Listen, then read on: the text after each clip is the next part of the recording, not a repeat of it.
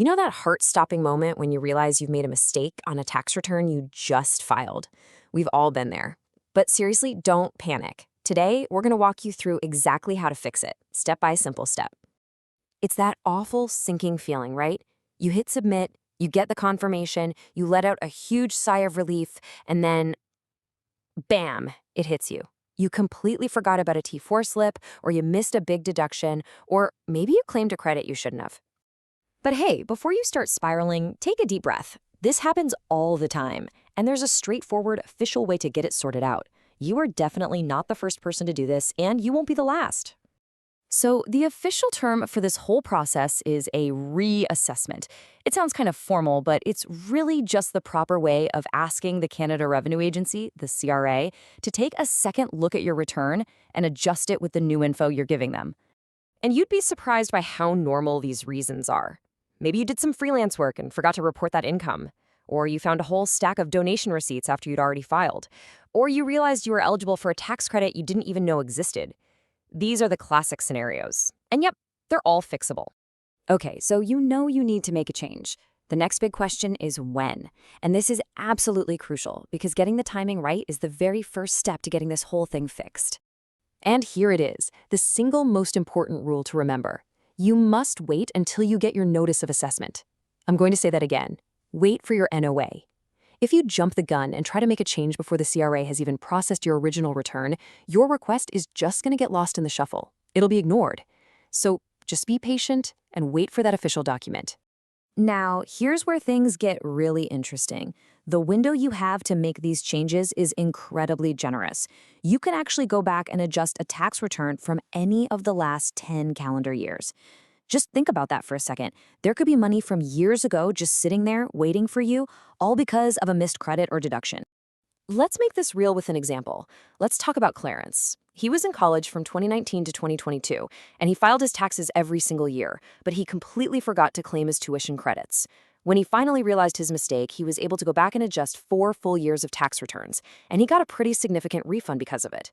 That 10-year window can make a massive difference. So you know when to make the change. Now let's get into the how. You've basically got 2 main options. You can go the fast, online route, or you can do it the old school way, with paper and mail. And as you can probably guess, there's a huge difference in speed.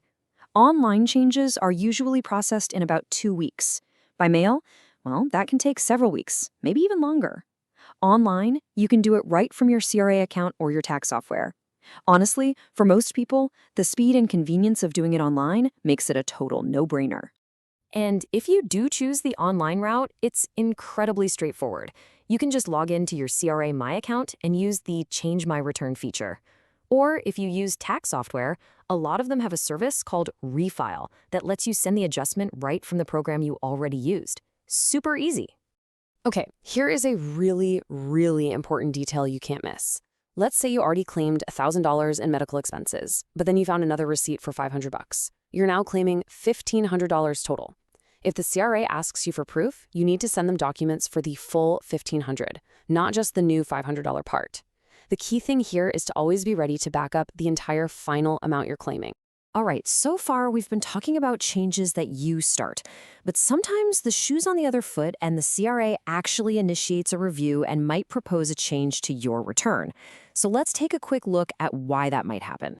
You know, sometimes it could just be a random check, but it's often triggered by something specific. The number one reason is usually a mismatch.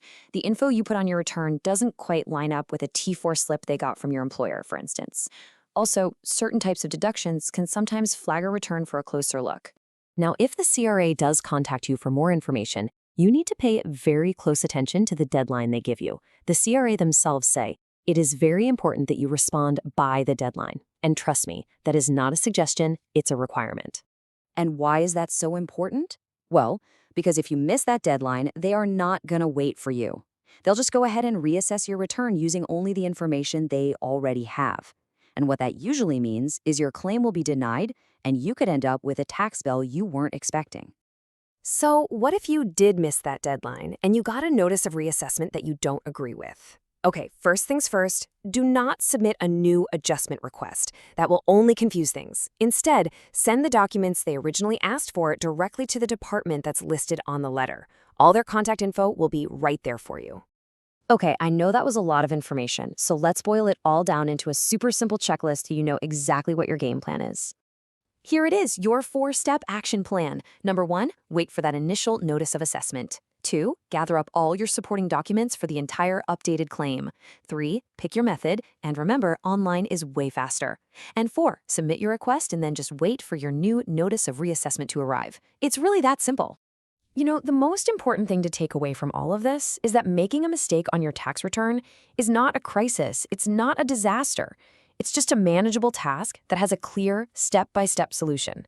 All you have to do is follow the process. So, I'll leave you with this final thought. Keeping that 10-year window in mind, what's one little detail in one of your old tax returns that might be worth a second look? You might be surprised at what you find.